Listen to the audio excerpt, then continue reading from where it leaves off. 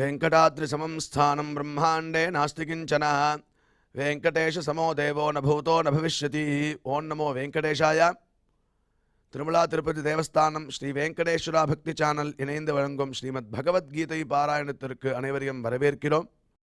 மூகம் கரோதி வாசாலம் பங்கும் லங்கயதே கிரிம் யத்கிருபாதமஹம் வந்தே பரமானந்த மாதவம்.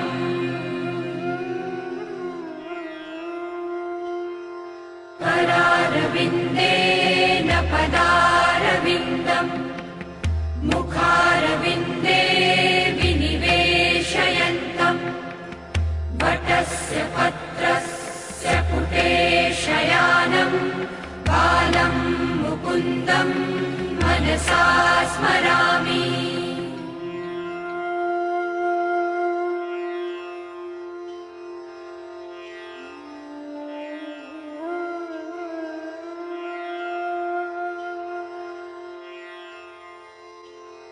वसुदेवसुतं देवं कंसचाणूरमर्दनं देवकी परमानन्दं कृष्णं वन्दे जगद्गुरुम्. நம்மளுடைய பகவத்கீதையில் ஸ்வாத்தியாயாபியசனஞ்சைவ வாங்மயம் தப உச்சதே என்று பகவான் பிரதிதினம் வாக்ரூபமான ஒரு தபஸை ஸ்வாத்தியாய அபியசனம் செய்வா. இந்த பகவத்கீதை பாராயணம் இத்தியாதிகளை நாம் அத்தியனம் செய்வதாலும் அதை திருப்பி திருப்பி சொல்வதாலும் சில பேருக்கு கற்றுக் கொடுப்பதாலும் அது ஒரு வாங்மயமான தபஸ் அப்படின்னு நம்மளுக்கு உபதேசம் பண்ணிருக்கார். அது உண்டு இல்லாமல் யத சத்யம் யதோ தர்ம யதோ ஹ்ரீரார்ஜவம் யத ததோ பவதி கோவிந்தா யத கிருஷ்ணஸ்ததோ ஜெயா அப்படிங்கிற ஸ்லோகத்தில் எடுத்து பார்க்கும்போதே எந்த இடத்துல சத்தியமும் தர்மமும் ஈஸ்வர விரோதமான காரியத்தில் வெக்கவும் யதா ஹ்ரீஹி ஆர்ஜவம் யதா ஹிருதயத்தில் ஒரு நேர்மை இருக்கோ அந்த இடத்துல கோவிந்தன் அங்கேயே இருக்கானா. அதனால் இந்த குணங்களை நம்ம வளர்த்துக்கணும். சத்தியமாக இருக்கணும், தர்மமாக இருக்கணும், ஈஸ்வர விரோதமான காரியங்களில் வெக்கப்படணும், அதில் ஈடுபடவே கூடாது.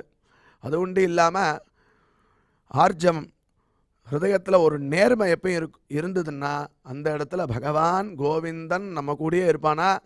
அதனால் என்ன ஆகுதுன்னா யத கிருஷ்ணஸ் ததோ ஜெயா, எங்கே கோவிந்தன் இருக்கானோ அந்த இடத்துல எடுத்த காரியம் எல்லாம் வெற்றியாகிறது அப்படின்னு நம்மளுக்கு சாஸ்திரம் அழகாக நம்மளுடைய குணத்தையும் மேம்படுத்திண்டு பகவத் பிரீத்திகரமான காரியங்களையும் செய்துண்டு தத்வாரா கோவிந்தனை நம்ம கூடயே வச்சுக்கலாம் அப்படின்னு அழகாக சொல்லி கொடுக்கறது. அவ்வாறே இன்றைய பகவத்கீதை பாராயணத்திற்கு முதல்ல ரொம்ப மனோநிலையை சரியாக வச்சுண்டு நம்ம பகவான்கிட்ட ஈடுபடுறதுக்கு முன்னாடி குரு பிரார்த்தனை மற்றும் சங்கல்பத்தோட இன்றைய நிகழ்ச்சியை நாம் துவங்கலாம்.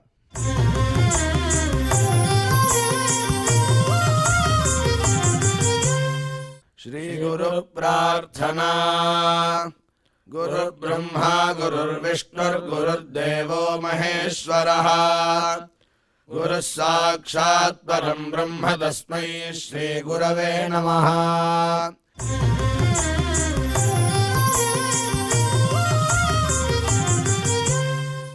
श्रीनिवास प्रार्थना. नमः क्षीराब्धिनाथाय वैकुण्ठाचलवासिने मुकुन्दाय नमो नित्यम् आनन्दाय नमो नमः.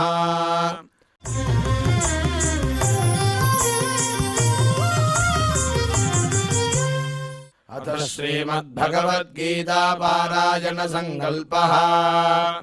श्रीमदादिवराह क्षेत्रे विराजमानस्य अखिलाण्डकोटि ब्रह्माण्ड नायकस्य श्रीपद्मावती जानेः भगवतः श्रीवेङ्कटेश्वर स्वामिनः दिव्यसन्निधौ जगद्गुरोः श्रीकृष्ण परमात्मनः अनुग्रहेण समस्त प्रपञ्चस्य विशेषतः भारतदेशस्य उत्तरोत्तर शुभसम्पत्समृद्ध्यर्थम् श्रीमद्भारतदेशगत तपस्विजन तपोबलवृद्धिद्वारा समस्तस्यापि मानवसमाजस्य सर्वारिष्टपरिहारार्थम् एतद्देशवासिनां सर्वेषां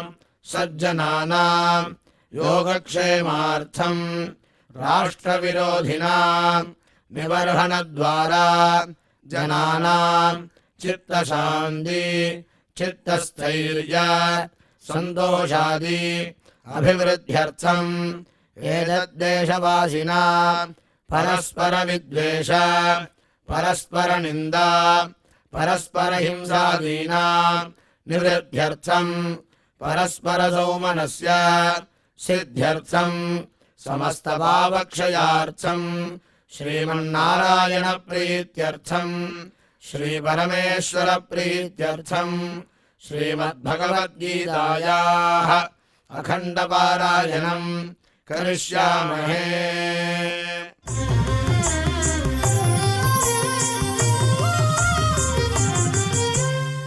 श्रीगीता प्रार्थना श्रीवत्साङ्गम् महोरस्कम् वनमाला विराजितम् शङ्खचक्रधरम् देवम् कृष्णम् वन्दे जगद्गुरुम्।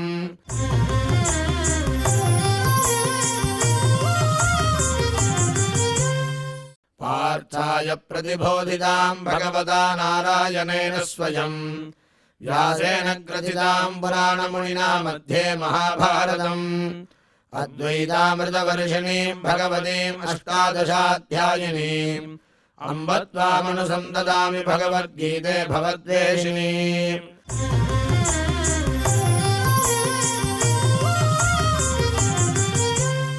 श्रीवेदव्यास प्रार्थना व्यासं वसिष्ठनप्तारं शक्तेः पौत्रमकल्मषम् पराशरात्मजं वन्दे सुखदातं तपोनिधिम्। यत्र योगेश्वरः कृष्णो यत्र पार्थो धनुर्धरः तत्र श्रीर्विजयो भूतिर्ध्रुवाणि धर्मधर्मम।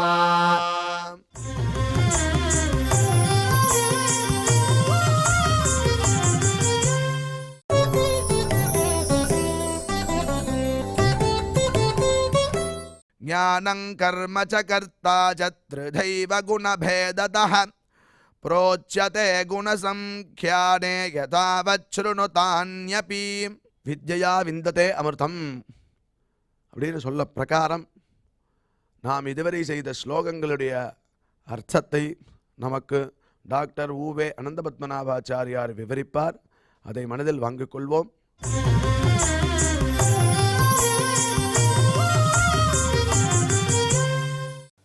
ज्ञानं कर्म च कर्ता च त्रिधैव गुणभेदतः प्रोच्यते गुणसंख्याने यतावत् शृणुतान्यपि। ஓம் நமோ பகவதே வெங்கடேஷாய. கீழே 18வது ஸ்லோகத்தில் 6 பிரிவுகளை பரமாத்மா அருளி செய்தான். அதாவது செய்ய வேண்டிய கர்மாவை பற்றிய அறிவு, செய்ய வேண்டிய கர்மம், செய்ய வேண்டிய கர்மாவை தெளிவாக அறிந்திருக்கக்கூடிய ஞாதா, இது 3 விஷயங்கள் சொல்லப்பட்டன. அதே மாதிரி அறியப்படக்கூடிய கர்மா இருக்கே, அதில் 3 சொன்னாலும் இல்லையோ, கர்மாவை பற்றின அறிவு, கர்மா, கர்த்தா, 3 விஷயம் சொன்னான். அதில் கர்மாவில் 3 விஷயம் பார்க்கணும். என்னென்ன? ஞேயமானது எது? கர்மா. ஞேயமானது கர்மா. அந்த கர்மாவில் என்னென்ன விஷயம் பார்க்கணும் அப்படி கேட்டால், கர்மத்திற்கு உதவியான திரவியம், தத்னா ஜுஹோதியா பயசா ஜுஹோதியான்னு பார்க்கணும். ஜுஹோத்தினா ஹோமம் பண்ணுறது, ததினால் பண்ணணுமா, விரீஹினால் பண்ணணுமா, யவத்தினால் பண்ணணுமா, புரோடாசத்தினால் பண்ணணுமா, ஆமிக்ஷையால் பண்ணணுமா அப்படின்னு ஒரு கேள்வி வருதோ இல்லையோ. அப்போ கர்மத்திற்கு உதவியான சப்போர்ட்டிவாக இருக்கக்கூடிய திரவியம். அடுத்தது யாகம் முதலான கர்மா, அதுலேயும் ஒரு விஷயம் இருக்குது, யாகம் முதலான கர்மா. அப்புறம் அதை செய்பவன், அதை இன்னர் செக்மெண்ட், அது அதனுடைய உட்பிரிவு. கவனிச்செல்லாம் புரியும். கர்மாவை பற்றின அறிவு, முதல்ல கர்மானா என்ன, கர்மாவை எதுக்கு பண்ணணும், கர்மாவை முன்னாடி பண்ணணுமா பின்னாடி பண்ணணுமா, சந்தியானம் பண்ணிட்டு பண்ணணுமா சந்தியானம் பண்ணாமல் பண்ணணுமா, இவ்வளோ கேள்விகள்லாம் இருக்கு இல்லையா. அந்த மாதிரி ஒன்று ஒன்றும் சொல்கிறேன் இல்லையா. ஒருத்தர் என்ன சொல்கிறார், ஒருத்தருக்கு உடம்பு சரியில்லை, வயிற்று வலிச்சோடனே டாக்டர் சொன்னார், நீங்கள் காரத்தில் இல்லை 2 சப்பாத்தி மட்டும் சாப்பிடுங்க அப்படின்னாச்சே. அவர் என்ன கேட்டார், சாப்பாட்டுக்கு முன்னாடியா சாப்பாட்டுக்கு பின்னாடியான்னு கேட்டார். அடப்பாவி, உடம்பு குண்டாகி வயிற்று வலி வந்திருக்கு, உனக்கு சாப்பாடே இந்த சப்பாத்தி 2 தான்னா, நான் சாப்பாட்டுக்கு முன்னாடி சாப்பிடணுமா சாப்பாட்டுக்கு பின்னாடி சாப்பிடணுமான்னு கேட்டால் அப்படி இருக்கும். முதல்ல கர்மாவை பற்றின அறிவு வேணும் சுவாமி. அந்த கர்மாவை எப்போ பண்ணணும், எப்படி பண்ணணும், எதுக்காக பண்ணணும், என்ன மாதிரி பிரக்கிரியில் பண்ணணும்னு தெரியணும். அடுத்தது கர்மா ஞேயம், இது கர்மா. 3வது கர்த்தா சொன்னார் இல்லையோ. இப்போ அந்த கர்மாவை நீ தெரிந்து கொண்டாயானால், அந்த கர்மால 3 பிரிவுகள் சொல்லப்படுகின்றன. கர்மத்திற்கு சப்போர்ட்டிவாக கர்மா பண்ணுறதுக்கு தேவையான திரவியம், அடுத்தது யாகம் முதலான கர்மா, அப்புறம் அவற்றை செய்பவன். திருப்பி அதுக்குள்ள ஒரு உட்பிரிவு இன்னர் செக்மெண்ட்ஸ். அந்த இன்னர் செக்மெண்ட்டை ஃபில்டர் பண்ணி இப்போ விஷயம் சொல்கிறேன். 6 பிரிவுகளில் 3 விஷயங்களை பிரதானமாக எடுத்து பெருமாள் காண்பிக்கலாம். இப்போ 6 சொல்லிட்டான். அந்த 6 இப்போ நேற்று காலக்ஷேபம் கொஞ்சம் ரொம்ப டஃப்பாக இருந்தது. நேற்று உபன்யாசத்தில் நாங்கள் ரொம்ப சிரமப்பட்டோம் புரிஞ்சுக்கிறதுக்கு. ஒரு மாதிரி நாங்கள் கான்சன்ட்ரேட் பண்ண ட்ரை பண்ணோம், கடைசியில் முடியல அப்படின்ட்டு காஃபியை பஜ்ஜியை சாப்பிட்டு நாங்கள் மட்டும் பேசாமல் எழுந்து போயிட்டோம். அப்படின்ற மாதிரி இருக்கிறவாளுக்கு புரிய வைக்கிறதுக்கு பெருமாள் இந்த 19வது ஸ்லோகத்தை மறுபடியும் ஆரம்பிக்கிறான். ஞானம் கர்ம ச கர்த்தா ச த்ரிதைவ குணபேததா புரோச்சதே குணசங்கியானே யதாவத் ஸ்ருணுதான்யபி ஞானம். கீழே சொன்ன 6 விஷயத்தில் ஒன்று எடுத்துக்கோ. ஞானம் கர்ம ச கர்த்தா ச த்ரிதைவ குணபேததா. ஞானம்ன்றது என்ன, கீழே சொல்லப்பட்டதான 6 விஷயத்தில் 3 விஷயத்தை பெருமாள் காண்பிக்கலாம். அதாவது அந்த 6ல் 3 பிரதானம். இந்த 3ன்றது தான் அந்த 6னுடைய இன்னர் செக்மெண்ட்ஸ். அதை அழகாக புரிஞ்சுக்கணும் நம்ம. அதில் இதை தெரிஞ்சுன்றதுனால அது மேலே விஷயங்கள் விவரணம் பண்ணப்படுகிறது. ஞானம்னா அறிவு, கர்மா ஆக்ஷன் செயல், என்ன காரியத்தை என்ன பண்ணுறியோ அது செயல். அடுத்தது கர்த்தா செய்கின்றவன். இந்த 3 விஷயம் இருக்குது. இந்த 3ம் குணசங்கியானே அப்படின்னாரு. இப்போ எந்த காரியம் பண்ணாலும் சத்துவம் ரஜஸ் தமசனுடையதான காரியம் தானே இது. சத்துவம் பண்ணால் சாத்விகமாக வருது, ரஜஸ் பண்ணால் ரஜோ ராகாத்மகம் வித்தின்னு வருது, தமசம் பண்ணால் தாமசமாக வருது. அப்போ குணசங்கியானே குணபேதத்தா, அந்த குணங்களுடைய பலவிதமான வேறுபாட்டினால, குணங்களுடைய வித்தியாசத்தினால த்ரிதாயேவ புரோச்சதே. அர்ஜுனா, அதுவும் 3 வகையாக பிரிக்கப்பட்டிருக்கிறது. த்ரிதாயேவ போச்சு. ஏன்னா குணத்தினுடைய சம்பந்தத்தினால தான் எல்லாமே உண்டாருது. சத்வம் ரஜஸ்தம இது குணாக பிரகதி சம்பவாகான்னு ஒன்றும். சத்வம்னா இப்படி நடக்கிறது. இன்னைக்கு நல்லா உபன்யாசம் புரிஞ்சதுக்கு காரணம் என்ன, சத்வம் விகாசமாக இருந்தது. இன்னைக்கு ஒன்றுமே புரியல சுவாமின்னு சொல்கிறதுக்கு காரணம் என்ன, ரஜஸ் தமசு ஏறி போயிடுது, டாமினேட் பண்ண ஆரம்பிச்சிடுது. அறிவு, கர்மா, கர்த்தா இவைகள் இந்த குணங்களுடைய காரியத்தை எண்ணும் பொழுது குணபேததா த்ரிதா ஏவ புரோச்சதே. குணபேதங்களினாலே 3 வகையாகத்தான் அவைகள் பிரித்து சொல்லப்படுகின்றன. இங்கே பார் அர்ஜுனா, தான் ஏவ யதா தானப்பி சுணு. அதை ரொம்ப கரெக்டாக சொல்கிறேன், உனக்கு கிளியராக சொல்கிறேன், உள்ளபடி சொல்கிறேன். இதை நல்லா புரிஞ்சுக்கோ, இதை குறிச்சிக்கோ, தெளிவாக பாரு. ஒரு பிபிடி போடுற மாதிரி வச்சுருக்கலாம் பெருமாள். அழகாக ஒரு பிபிடி போட்டு காமிக்கிறான். ஞானம்னா என்ன ஞானம்? நேற்றே பார்த்தோம் இல்லையா? எனக்கு ராக்கெட் பற்றி தெரியும், எனக்கு கப்பல் பற்றி தெரியும், எனக்கு தங்கத்தை பற்றி தெரியும், ஸ்டாக் மார்க்கெட் பற்றி தெரியும். இருக்கட்டாம்பா, கர்மாவை பற்றி தெரியுமா? இப்போ நான் பண்ண வேண்டியது கர்மா தானே. அந்த கர்மாவை பற்றிய ஞானம் எனக்கு இருக்கணும், அதுதான் ஞானம். இப்போ எல்லா ஞானத்தை பற்றி பேச வேண்டிய அவசியம் இல்லை. செய்யத்தக்க கர்மாவை பற்றியதால் அறிவு இருக்கே, அதுக்கு ஞானம்னு பேர். என்ன கர்மா பண்ணுறான் ஏன் சுவாமி? ஒன்று தெரிஞ்சுக்காமலே ஒன்று காரியத்தை பண்ணலாமா? பிரவர்த்தனாத்துக்கு பூர்வம் சிந்தனையம்னார். ஆனால் ஐயா, ஒரு காரியத்தை ஆரம்பிக்கிறது முன்னாடி கொஞ்சம் யோசிக்க வேண்டாமா? செய்யலாமா செய்ய வேண்டாம்? ஒரு பையன் 10th முடிக்கிறான், அப்புறம் +1 அவன் சேரணும்னா என்ன குரூப் எடுக்கிறது, ஃபர்ஸ்ட் குரூப் எடுக்கிறதா, செகண்ட் குரூப் எடுக்கிறதா, கம்ப்யூட்டர் சயின்ஸ் எடுக்கிறதான்னு கேட்குறான். அதை பற்றி தானே தெரிஞ்சால் தானே, அதை பற்றி விஷயங்கள் ஞானத்தில் இருந்தால் தானே. அது இல்லைன்னா அது பிரயோஜனமாகுமா? அதனால் கர்மா. அடுத்தது கர்த்தா யார் அப்படின்னா, யாகங்களை பண்ணுறவன் தான் கர்த்தா. யார் யாகத்தை செய்கிறானோ அவன் தான் கர்த்தா. எஜமானன்னு பேர் அவனுக்கு தான். செய்து வைப்பவர்கள் வேற, யாகத்திற்கு புரோகிதர்கள் வேற, ரித்விக்குகள் அவளுக்கு பேர். ஆனால் பிரதானமாக இருக்கக்கூடியவன் யாரு? எஜமானன். அதில் தான் ரித்விக் பிஹி அப்படின்னு சொல்லுவாள். அந்த ரித்விக்கோடு சேர்ந்து நான் பண்ணுறேன் இந்த காரியத்தை. அவள்லாம் எனக்கு ஹோதா, உத்காதா, பிரஸ்தோதா, ஒவ்வொருத்தருக்கு ஒன்று பேர். ஒருத்தர் சாமவேதம் சொல்லணும், ஒருத்தர் யஜுர்வேதம் சொல்லணும், ஒருத்தர் ரிக்வேதம் சொல்லணும், ஒருத்தர் அவளுக்கு ஒரு காரியம் இருக்குது. அப்புறம் பிரம்மான்னு ஒருத்தர் உட்காந்துருப்பார், அவர் தான் எல்லாரையும் வாட்ச் பண்ணியிருப்பார். அவர் தான் மாட்ரேட்டர், அவர் தான் அட்மின், எல்லாரையும் பார்ப்பார். எல்லாம் சரியாக காரியம் பண்ணிட்டு இருக்காளா, அப்படி பண்ணிட்டு இருக்காளா அப்படின்றதாக பற்றி பார்ப்பார். அப்போ ஞானம்னு ஒன்று வேணும், கர்மான்றது ஒன்று வேணும், அப்புறம் ஞாதான்றது வேணும். இப்பொழுது சத்வாதி குணங்களுடைய காரியத்தை அவைகள் அதை நாம் எண்ணி பார்க்குறோம். சத்துவம் வந்தால் நம்ம எப்படி இருப்போம்? நமக்கே தெரியாது, சுவாமி இன்றைக்கி சாத்விகமான குணம் இருக்குது, நல்ல மைண்டு பிரைட்டாக இருக்குது, மூட் அவுட் இல்லாமல் இருக்குது, ஜாலியாக இருக்கும், ஏதோ நல்ல விஷயத்தையே நம்ம யோசிச்சுட்டு இருக்கோம்னு நம்ம சொல்கிறோம். மறுபடியும் ஒன்று மனசில் வச்சுக்கோங்க, குணசங்கியானேன்றதுனால இங்கே சாங்கிய யோகத்தை சொல்லலை. கபில வாசுதேவர் உபதேசம் பண்ணின சாங்கிய மதம் இங்கே சொல்லப்படலை. சாங்கியத்துக்கு எதுக்கு சம்பந்தமே கிடையாது. குணசங்கியானே அப்படின்னா சத்துவாதி குணங்களின் காரியத்தை நினைக்கும் பொழுது, எண்ணும் பொழுதுன்னு அர்த்தம். சம்பந்தம் இல்லாமல் சாங்கியம்னு சொல்லக்கூடாது.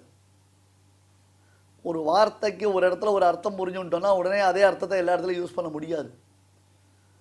பல திருஷ்டாந்தங்கள், பல எக்ஸாம்பிள் சொல்லியிருக்கேன். சைந்தவமானியான்றதுக்கு எக்ஸாம்பிளே சொல்லியிருக்கேன் உங்களுக்கு, இல்லையா? அந்த யூசேஜை நம்ம ஜாக்கிரதையாக பண்ணியிருக்கணும். இப்போ அறிவு, ஞானம், அப்புறம் ஞேயம் எது? கர்மா, அப்புறம் ஞாதா கர்த்தா. இந்த மூணுல இதுக்கு முன்னாடி சொல்லப்பட்டதான 6 விஷயங்கள் நன்கு அடங்கி இருக்கின்றன. இதுக்கு முன்னாடி சொல்லப்பட்ட 6 விஷயம் என்னென்ன? கர்மாவை விதிக்கும் சாஸ்திரமானது ஞானம் ஞேயம் பரிஜாதா த்ரிவிதா கர்மச்சோதனா.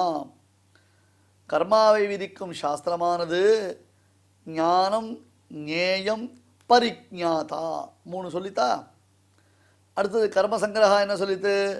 கரணம் கர்ம கர்த்தா சொன்னாரா? இந்த 6ம் தற்பொழுது சொல்லப்படக்கூடிய 3 விஷயங்களில் உள்ளடங்கி இருக்கிறது என்பதை பார்க்க வேண்டும். அறிவு, கர்மா, செய்பவன், இந்த 3ம் சத்வ ரஜசு தமசு இந்த குணங்களுடைய மாறாட்டம். ஒன்று ஏறும் ஒன்று இறங்கும், ஒன்று ஏறும் ஒன்று இறங்கும். சத்துவகுணம் ஏறும்பொழுது நல்ல விஷயங்கள் மனசில் அதிகமாக பதியும். சத்துவகுணங்கள் ஏறும்பொழுது நல்ல விஷயங்களை நிரூடியாக நம்ம பார்ப்போம். ரஜசு தமசு வந்ததுன்னா ராகாத்மகம் வித்தின்றதாக சொல்லி புத்தியானது மாறி போயிடும். இது கட்டி யந்திரம்னு அந்த காலத்தில் ஏத்தச்சால்னு பேர். இதுக்கெல்லாம் பெரிய சக்கரம் ஒன்று இருக்கும். அந்த சக்கரத்தில் பானையாக கட்டி வச்சுருப்பா. பெரிய சக்கரம் ஒன்று இருக்கும், அந்த பானையாக கட்டி வச்சுருப்பா. கீழே கிணறு இருக்கும். அந்த ஏத்தச்சால்னு பேர். அது அப்படிலேருந்து அப்படி எடுத்துன்னு வரும், அப்படி மேலே வரும், அப்படி தண்ணி கொட்டும். இது கர்மாவுக்கு தான் சக்கரம்னு ஒரு சுவாமி தேசிகன். கர்மா வித்யாதி சக்கரே பிரதிபுருஷ மிக அனாதி சித்திர பிரவாகேன்னு மேலேன்னு வரைச்சே எம்டியாக வரும். ஜலம் அது அப்படி இப்படி மேலே வரைச்சே ஃபுல்லாக வந்து இப்படி கீழே வந்து எம்டி ஆகிடும், திருப்பி ஃபில்லப் பண்ணிக்கும், திருப்பி அப்படி வரும். ஏற்ற மாதிரி இருக்குது. இப்போல்லாம் பம்பு செட்டு போடுறோம், புசுக்கம் அடிக்கலாம், டப டப டபட தண்ணி வருது. இப்போல்லாம் ஈஸியாக வந்துடுது. பட் அப்படி கிடையாது. கர்மா அதானது சத்வம் ரஜசு தமசு என்பதான 3 குணங்களுடைய மாற்றத்திற்கு ஏற்றார் போல மாறிண்டே இருக்கும். அதனால தான் நான் சொல்கிறேன் கேளு அர்ஜுனா, சத்துவம் முதலான குணங்களுடைய காரியத்தை நான் இப்பொழுது உனக்கு எக்ஸ்பிளைன் பண்ணுறேன். சத்துவம் முதலான குணங்களுடைய காரியம். அப்போ சத்துவம் வந்தால் என்ன பண்ணுவோம், ரஜஸ் வந்தால் என்ன பண்ணுவோம், தமஸ் வந்தால் என்ன பண்ணுவோம், எக்ஸ்பிளைன் பண்ணுறேன் கேளு. இந்த ஸ்லோகத்தில் அந்த எக்ஸ்பிளனேஷன் தான் கொடுக்கலாம் பெருமாள். அப்போ ஞானம் ஞேயம் பரிஜாதா. ஆனால் இப்போ ஞானம் கர்மா கர்த்தா. ஞாத்திருத்துவம்ன்றதுக்கு தாற்பயம் என்ன? ஞாத்திருத்துவம்ன்றது அறியக்கூடிய தன்மை. ஆத்மாவை நாம் புரிஞ்சுக்கணும். ஆத்மா என்பது ஞானத்தை உடையது. ஞானம் என்பது ஆத்மாவை சார்ந்திருப்பது. ஞானம் ஆத்மாவை சார்ந்திருப்பது. ஆத்மா ஞானத்தை உடையது, அதாவது ஞானத்திற்கு ஆதாரமாக இருப்பது.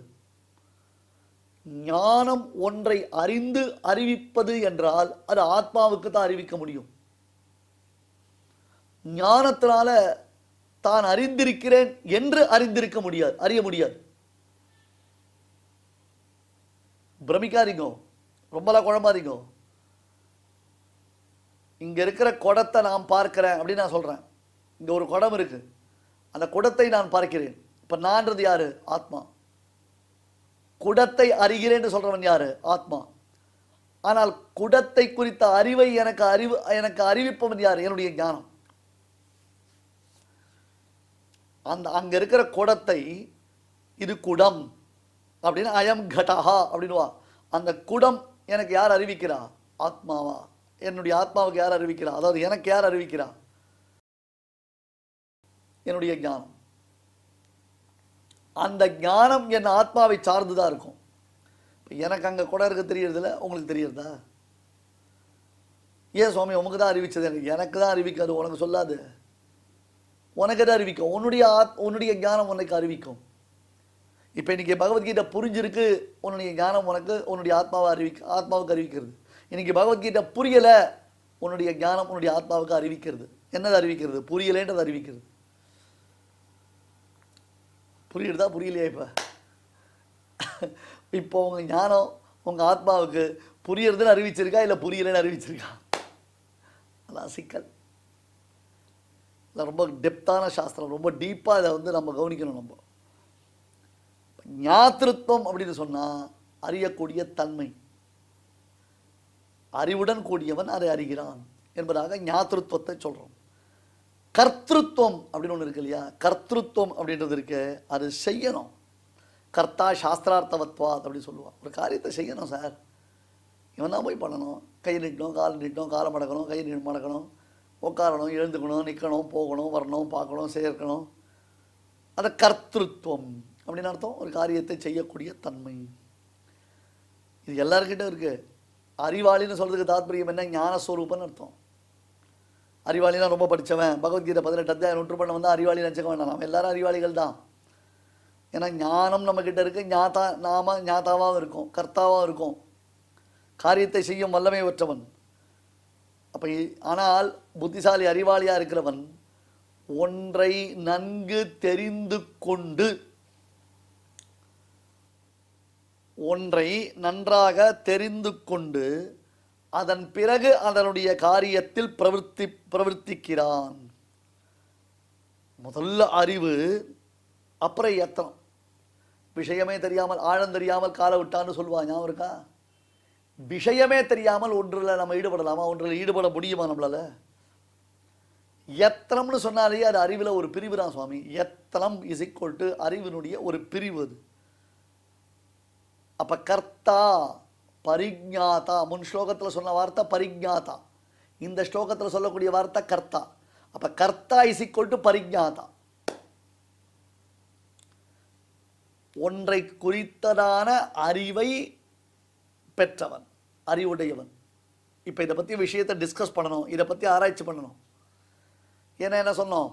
யாகம், யாகத்திற்கு யஜமானன், அப்புறம் ரித்துக்குகள், அப்புறம் யாகத்தில் உபயோகப்படுத்தக்கூடிய திரவியங்கள், யாகத்தினுடைய பிரக்கிரியை தெரிஞ்சிருக்கணும். கார்த்தால பண்ணணுமா, மத்தியானம் பண்ணணுமா, சாயங்காலம் பண்ணணுமா? பெரும்பாலும் மாத்தியந்தின சவனம்ன்றது பிராத்த சவனம், சாயம் சவனம் என்பதாக பிரிக்கப்பட்டிருக்கும். கார்த்தாலயம் பண்ணணும், சாயங்காலம் பண்ணணும். அது எப்படி பண்ணணும்? யார் யார் எங்கெங்க உட்காந்துக்கணும், யார் யார் எங்கெங்க பார்க்கணும் அப்படின்னு ஒன்னொன்றுத்துக்கும் ஒரு லட்சணம் இருக்கு.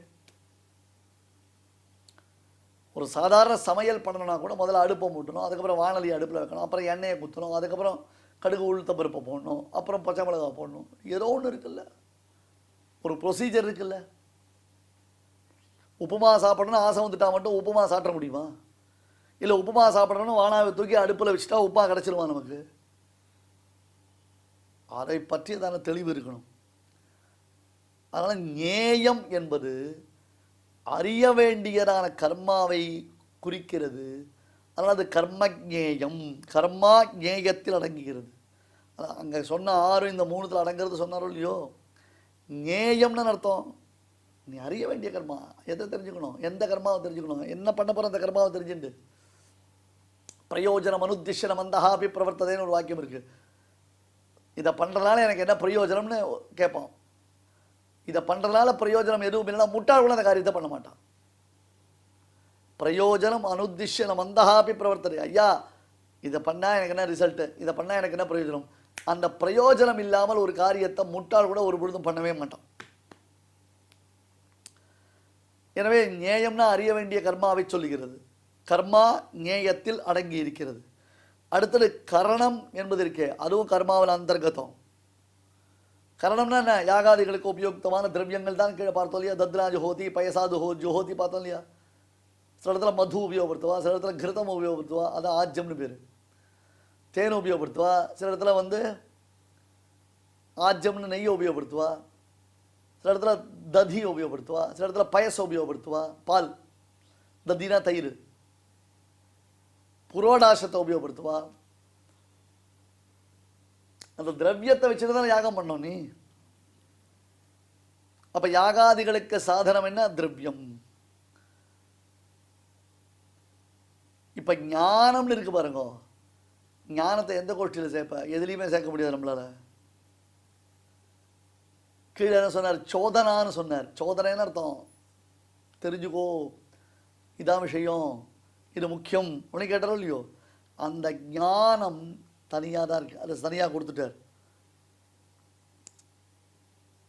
ஆனால் அதற்கு மேலே ஞேயம், அப்புறம் கர்மா, மீதி எல்லாம் ஞானம்ன்றது எல்லாத்துக்கும் பொது. ஞானத்தை தனியாக நீ இன்னொருத்தருடைய செக்ஷனோட சேர்க்க முடியாது. மறுபடியும் நான் வச்சுக்கோங்க, என்னுடைய ஆத்மாவிற்கு என்னுடைய ஞானம் விஷயங்களை அறிவிக்கும். என் ஆத்மாவிற்கு என்னுடைய ஞானம் விஷயங்களை அறிவிக்கும். உன்னுடைய ஆத்மாவுக்கு உன்னுடைய ஞானம் விஷயங்களை அறிவிக்கும். அதுவும் எப்பொழுது? விஷயத்தை அறியும் காலத்தில் தான். எல்லா காலத்திலும் அது முடியாது. விஷய பிரகாசன வேளாயாம் சுவாஸ்ரயம் பிரதி ஸ்வயம் பிரகாசம் என்ற ஒரு வாக்கியம் உண்டு. விஷயத்தை தெளிவிக்கும் சமயத்தில், அதர்வைஸ் நாட் பாசிபிள். யதாவத் அப்படின்னார் பெருமாள். ஏன்னா இப்போ பாருப்பா அர்ஜுனா, இவெல்லாம் டிவியில் கேட்டுட்டு இருக்காளே, ரொம்ப கஷ்டப்படுறா பார். அதுவும் இந்த 18, 19, 20 ஸ்லோகத்துக்கு அவளால் கேதர் பண்ணவே முடியல அர்த்தத்தை. ரொம்ப ஸ்ட்ரெயின் பண்ணிக்கிறான். ஏன்? கவனிக்க முடியல. கவனிக்கணும்னு ஆசை இருக்கு, கூர்ந்து கவனிக்க பிரயத்தனப்படுறா, ஆனால் கவனிக்க முடியல. பட் நீ அர்ஜுனா இங்கே லேக் ஆஃப் கான்சன்ட்ரேஷனில் போயிடாத. ஒன்றை முக்கியமாக வச்சுட்டு தான் இத்தனை பேருக்கு ஆபரேஷன் நடந்துட்டு இருக்கு. இப்போ ஒன்றை வியாஜமாக வைத்து தான் சர்வோபரிஷதோ காவா துக்தா கோபாலனந்தனா பார்த்தோ வத்ச சுதி போக்தா துக்தம் கீதாமிருதம் மகத்து. இது பகவத்கீதையுடைய மகாத்ம ஸ்லோகம். உபனிஷத்துன்றது இருக்கு இல்லையா, அந்த உபனிஷதமாகிறதான பசுக்களை கறந்து எடுத்ததான பால், கீதைன்றதான பால். வெறும் பசுமாட்டினுடைய பாலை கறக்கக்கூடாது. சாஸ்திரம் சொல்றது, கன்றுக்குட்டி இருக்கக்கூடிய பசுவின் பாலைத்தான் கறக்கணும். அதனால தான் முதல்ல கன்றுக்குட்டி அவிழ்த்து விடுவா, பசுவினுடைய மடியை அலம்பிடுவா முதல்ல. ஏன் மடி அலம்பணும்னா, அது தரையில் படுத்துட்டு இருக்கோம், உட்காந்துட்டு இருக்கோம், அதில் கல் மண் ஒட்டிகிட்டு இருக்கோம். கண்ணுக்குட்டி போய் வாய வச்சுன்னா கண்ணுக்குட்டி தொண்டையில் கல் மண் சிக்கிக்கும். அதுக்காக பசுமாட்டுடைய மடியை அலம்பிடுவான். அலம்பினோடனே கண்ணுக்குட்டி போய் வாய வைக்கும், அழகாக அதை பாலை சாப்பிடும். பசுமாடு தன்னை கண்ணுக்குட்டிக்கு பால் கொடுக்கும், சுரக்கும் பால். கொஞ்சம் ஒரு 2-5 நிமிஷம் உடனே கண்ணுக்குட்டியை பிடிச்சி அப்படி முன்னாடி பசுவுக்கு முன்னாடி கட்டி வச்சுருவான். அப்புறம் இவன் பாலை கறந்துப்பான், மறுபடியும் கண்ணுக்குட்டிக்காக பாலை வைப்பான். அதுபோல பெருமாள் இப்பொழுது உபனிஷத்துன்றது ஒரு பசுமாடு, கன்றுக்குட்டி யார்? அர்ஜுனன். ஏன்னா கன்றை வைத்துத்தான் பசுவுக்கு பால் கறக்கணும் இல்லையா. இன்னொன்று, கன்று இருந்தால்தான் பசுவிடமிருந்து பால் சுரக்கும், நல்லா சுரக்காது. ஆகையால சர்வோபரிஷதோ காவகா துக்தா கோபாலநந்தனா, கறக்கும் இடையன் யார்? யாதவனான கண்ணன். பார்த்தோ வத்சகா, குழந்தை யாரு? கன்றுக்குட்டி யாரு? அர்ஜுனன். சுதீஹி போக்தா, இப்போ யாருக்கு அந்த பால் போய் சேர போகிறது? கண்ணுக்குட்டி எவ்வளோ பால் பருக்கும்? 5 லிட்டர் பால் பசுமாடு கறக்கிறதுனா கண்ணுக்குட்டிக்கு எவ்வளோ பால் தேவை? 1/2 லிட்டர் இருந்தாலே கண்ணுக்குட்டி வயிறு ரொம்பிடும், சின்ன கண்ணுக்குட்டி. அதுபோல் அர்ஜுனனுக்கு 18 அத்தியாயம் கீதையை ஒரு தடவை பெருமாள் சொல்லிட்டு முடிச்சுட்டான். நாம் தினந்தோறும் அந்த கீதையை பருகிட்டு இருக்கோம். துக்தம் கீதாமிர்தம் மகத்து, அமிர்தமயமான கீதை, இன்பக்கடல் அமுதன்ன இக்கீதை என்றார் சுவாமி தேசிகன். அமுதம் மாதிரியானது இந்த கீதை, அமிர்தத்தை விட அத்தியந்தம் போக்கியமானது, அமிர்தத்தை விட நமக்கு அமரத்துவத்தை அளிக்கக்கூடியது. இந்த அமரத்துவம் சாஸ்வரம் இல்லை. கீதாமிர்தம் பருகினோம் என்னால் அமரத்துவம்னு நச்ச புனராவர்த்ததேன்னு மாமுபேத்திய புனர்ஜன்ம துக்காலயம் சாஸ்வரம் நாப்புலவந்தி மகாத்மான சம்சித்தியம் பரமாங்கதாக ஆப்ரம்ம புவனான் லோகா புனராவர்த்தினோர்ஜுன மாமுபேத்திய கௌந்தேய புனர்ஜன்ம ந வித்யதே. இப்படி பலபடியாக காண்பிக்கப்படுகிறது. ஆகையால் யதாவத் ஸ்ருணு என்றால் அவதானத்துடன் கேள், அனவதானம் இருக்கக்கூடாது. சாஸ்திர விஷயங்கள்ல நமக்கு அப்படி இப்படி திரும்பிட்டோம்னா போச்சு. அவஹித மனாஸ்ருணு. அதனால தான் அடிக்கடி ராஜன், பரத, ரிஷப, குருநந்தன, பார்த்த, பாரத இப்படிலாம் பெருமாள் கூப்பிடுறானே, ஏன் தெரியுமா சொல்றான்? கவனிடான்னு அர்த்தம். கொஞ்சம் புத்தி மாறித்தலாம் கூட விஷயங்கள் புரியாமல் போய்விடும். எனவே அர்ஜுனா, அறிவு, கர்மா, செய்பவன் என்னும் இவை மூன்றும் சத்துவம், ரஜசு, தமசு என்னும் குணங்களின் மாறுதலுக்கு ஏற்ப மாறிக்கொண்டிருப்பவை. சத்தம் முதலான குணங்களின் காரியங்கள் குறிப்பிடும் பொழுது இதனுடைய 3 உட்பிரிவுகள் காண்பிக்கப்படுகின்றன. ஞானம் கர்ம ச கர்த்தா ச த்ரிதைவ குணபேததா புரோச்சதே குணசங்க்யானே யதாவத் ஸ்ருணு தான்யபி. ஸ்ரீமதே பகவதே பாஷ்யகாராய நமஹ. இப்பொழுது அடியான் சொல்றதை எல்லாரும் திருப்பி சொல்லுங்க. ஞானங் கர்ம ச கர்த்தா ச, ஞானம் கர்ம ச கர்த்தா ச தைவ குணபேததः தைவ குணபேததः ப்ரோச்யதே குணசம்க்யானே ப்ரோச்யதே குணசங்க்யானே யதாவத் ஸ்ருணுதான்யபி. யதாவத் ஸ்ருணுதான்யபி. இப்பொழுது நாம் அனைவரும் சேர்ந்து பாராயணம் செய்யலாம்.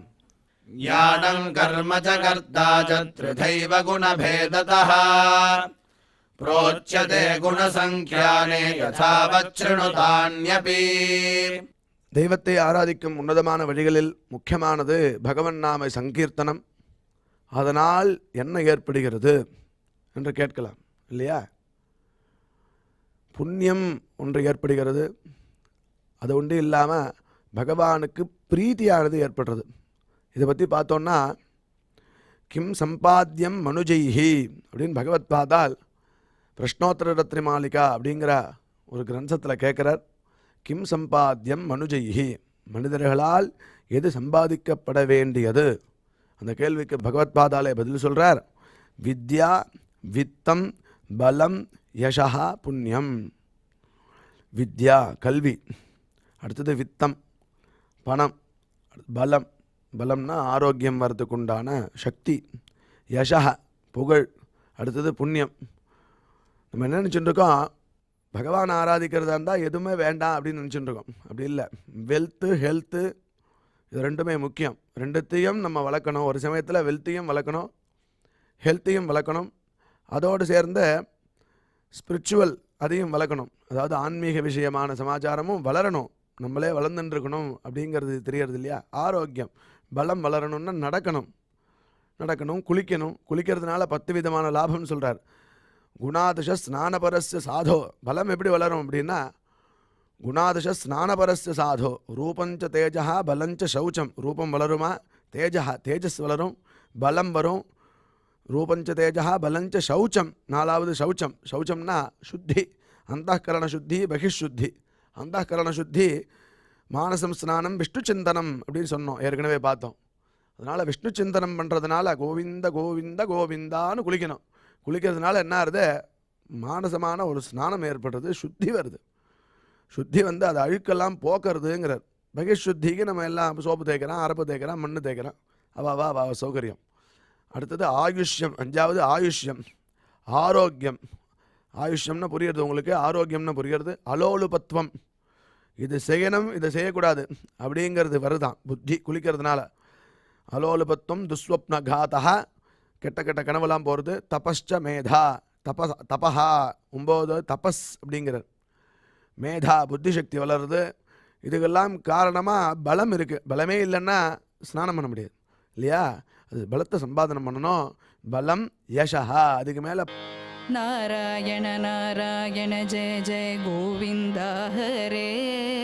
ஓம் நாராயண நாராயண ஜெய ஜெய கோபால ஹரே. நாராயண நாராயண ஜெய ஜெய கோவிந்தா ஹரே. ஓம் நாராயண நாராயண ஜெய ஜெய கோபால ஹரே. ஓம் நாராயண நாராயண ஜெய ஜெய கோவிந்தா ஹரே. ஓம் நாராயண நாராயண ஜெய ஜெய கோபால ஹரே. ஓம் நாராயண நாராயண ஜெய ஜெய கோவிந்தா ஹரே. ஓம் நாராயண நாராயண ஜெய ஜெய கோபால ஹரே. ஓம் நாராயண நாராயண ஜெய ஜெய கோவிந்தா ஹரே. ஓம் நாராயண நாராயண ஜெய ஜெய கோபால ஹரே. ஓம் நாராயண நாராயண ஜெய ஜெய கோவிந்தா ஹரே. ஓம் நாராயண நாராயண ஜெய ஜெய கோபால ஹரே. ஓம் நாராயண நாராயண ஜெய ஜெய கோவிந்தா ஹரே. ஓம் நாராயண நாராயண ஜெய ஜெய கோபால ஹரே. ஓம் நாராயண நாராயண ஜெய ஜெய கோவிந்தா ஹரே. ஓம் நாராயண நாராயண ஜெய ஜெய கோபால ஹரே. ஓம் நாராயண நாராயண ஜெய ஜெய கோவிந்தா ஹரே. ஓம் நாராயண நாராயண ஜெய ஜெய கோபால ஹரே. ஓம் நாராயண நாராயண ஜெய ஜெய கோவிந்தா ஹரே. ஓம் நாராயண நாராயண கோபால ஹரே. ஓம் நாராயண நாராயண ஜெய ஜெய கோவிந்தா ஹரே. ஓம் நாராயண நாராயண ஜெய ஜெய கோபால ஹரே. ஓம்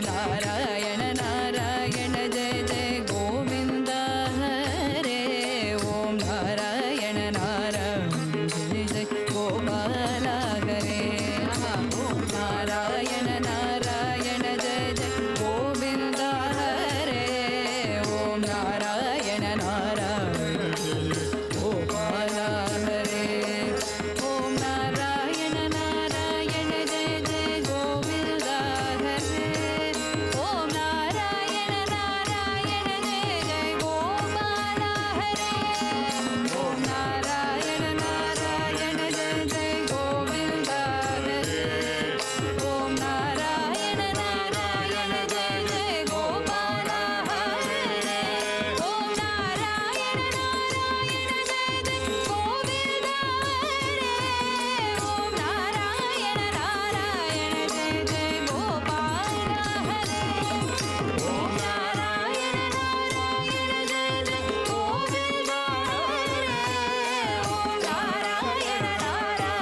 ஜெய ஜெய கோபால ஹரே.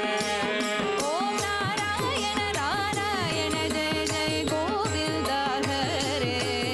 ஓம் நாராயண நாராயண ஜெய ஜெய கோபால ஹரே. ஓம் நாராயண நாராயண ஜெய ஜெய கோவிந்தா ஹரே. ஓம் நாராயண நாராயண ஜெய ஜெய கோபால ஹரே. ஓம் நாராயண நாராயண ஜெய ஜெய கோவிந்தா ஹரே. ஓம் நாராயண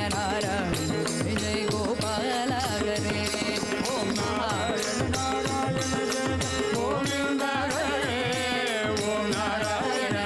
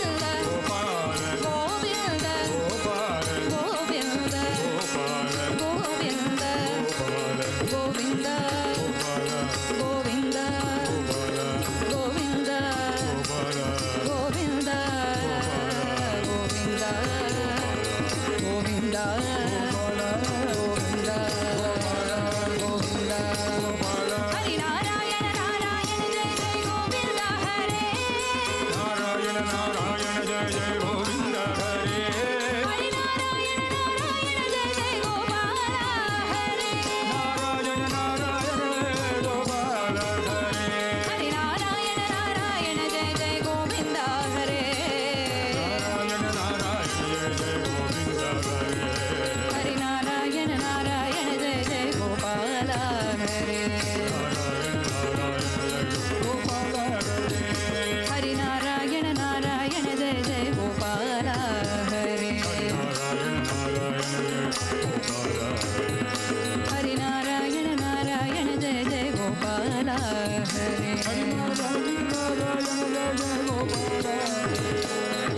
மூஷிக வாகன மோதக ஹஸ்த மூஷிக வாகன மோதக ஹஸ்த மூஷிக வாகன மோதக ஹஸ்த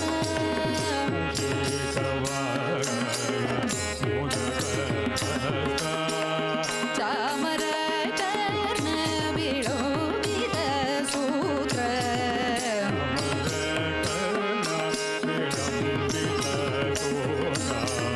ಚಾಮರ ಕರ್ಣ ವಿಳೋಬಿದ ಸೂತ್ರ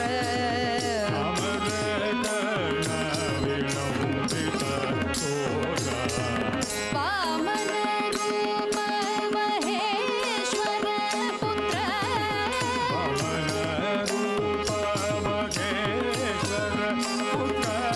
ವಾಮನ ರೂಪ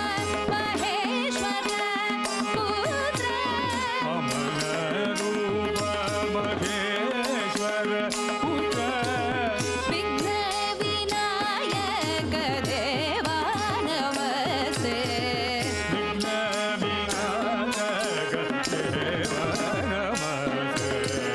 ವಿಘ್ನ ವಿನಾಯಕ ದೇವಾ ನಮಸ್ತೆ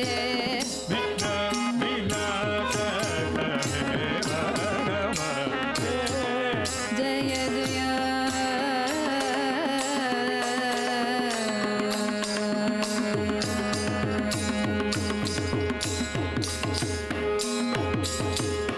ಜಯ ಜಾನಕಿ ರಮಣ जानकी रमण ಜಯ ಜಾನಕಿ ರಮಣ जय जानकी रमण ಜಯ ಜಾನಕಿ ರಮಣ जय जानकी रमण ಜಯ ಜಾನಕಿ ರಮಣ जय जानकी रमण ಜಯ ವಿಭೀಷಣ ಚರಣ विभीषण शरण ಜಯ ವಿಭೀಷಣ ಶರಣ विभीषण शरण ಜಯ ಸರೋರುಹ ಚರಣ सरोरुग चरण ಜಯ ಸರೋರುಹ ಚರಣ जय सरोरुग चरण ಜಯ ದೀನ ಕರುಣಾ जय दीन करुणा ಜಯ ಜಯ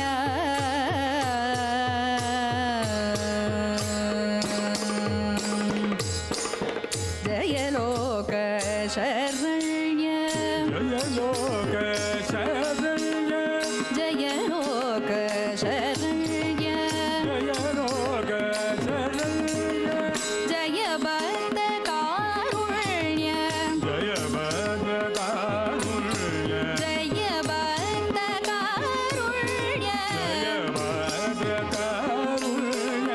ಜಯ ದಿವ್ಯ ಲಾವಣ್ಯ जय दिव्य लावण्य ಜಯ ದಿವ್ಯ ಲಾವಣ್ಯ जय दिव्य लावण्य ಜಯ ಜಗತ್ಪುಣ್ಯ जय जगत्पुण्य ಜಯ ಜಯ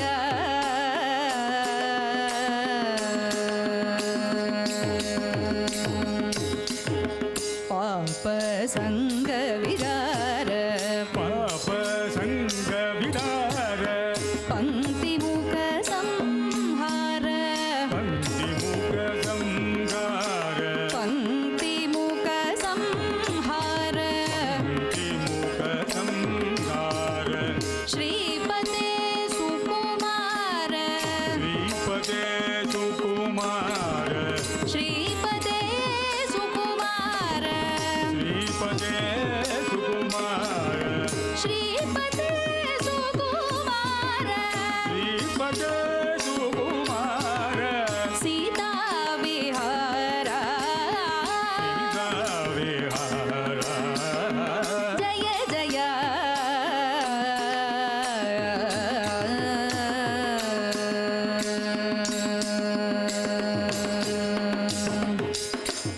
मन्दारमूले मदनाभिरामं मन्दारमूले मदनाभिरामं मन्दारमूले मदनाभिरामं मन्दारमूले मदनाभिरामं बिम्बादरापूरितवेणुनादं बिम्बादरापूरितवेणुनादं बिम्बादरापूरितवेणुनादं बिम्बादरापूरितवेणुनादं गो गोप गोपी जनमध्य समस्तं गो गोपगोपी जनमध्य समसं गो गोप गोपी जनमध्य समस्तं गो गोपगोपी जनमध्य समसं गोप जनमध्य समस्तं गोपी जनमध्य समसं गोपं भजे गोकुलपूर्णचन्द्रं गोपं भजे गोकुलपूर्णचन्द्रं गोपं भजे गोकुलपूर्णचन्द्रं गोपं भजे गोकुलपूर्णचन्द्रं जय जय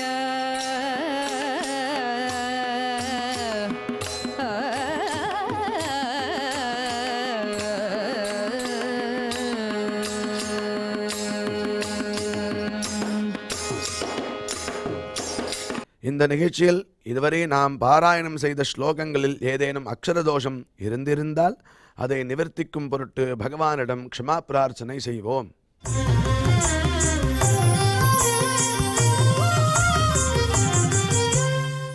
अथ क्षमा प्रार्थना यदक्षरपदभ्रष्टं मात्राहीनं च यद्भवेत् तत्सर्वं क्षम्यतां देवनारायण नमोऽस्तु ते।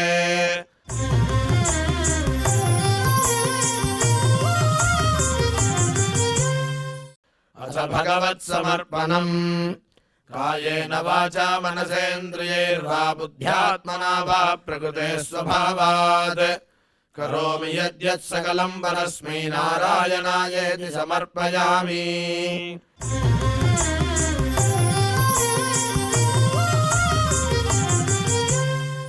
अथ लोकक्षेम प्रार्थना सर्वे भवन्तु सुखिनः सर्वे सन्तु निरामयाः सर्वे भद्राणि पश्यन्तु मा कश्चित् दुःखभाग् भवेत्। சுவாமியின் அருள் நாம் அனைவருக்கும் கிடைக்க வேண்டி மங்களாசாசனத்துடன் இன்றைய நிகழ்ச்சி நிறைவு பெறுகிறது. மீண்டும் நாளை சந்திப்போம். ஓம் நமோ வெங்கடேஷாய.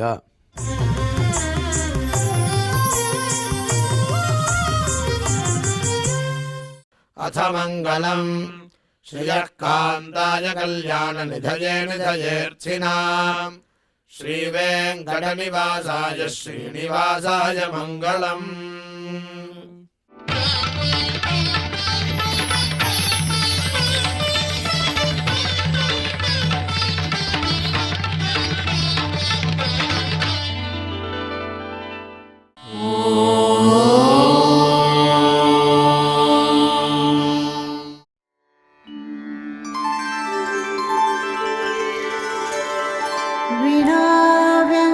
विनाव्यङ्कटेशं ननाथो ननाथः सदा व्यङ्कटेशं स्मरामि स्मरामि।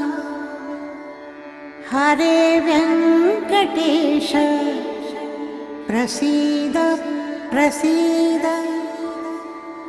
प्रियं वेङ्कटेश प्रयच्छ प्रयच्छ।